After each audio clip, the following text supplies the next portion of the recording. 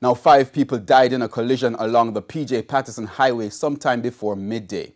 10 remain in hospital. Some are said to be in critical condition. Kirk Wright has more in this report. This is the crash scene without the victims, but sometime after 11 this morning, amateur videos shown bodies strewn all about. Personal belongings also littered the area. The police confirmed 5 deaths from the collision. All the dead seem to have been passengers from the Toyota Hiace minibus that was heading towards Kingston.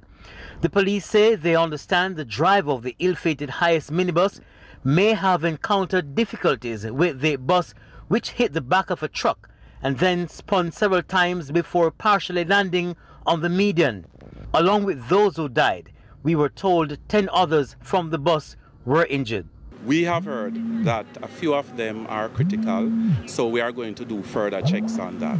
The truck driver involved in the crash is said to have sustained only minor injuries. The police believe speeding played a part in the collision.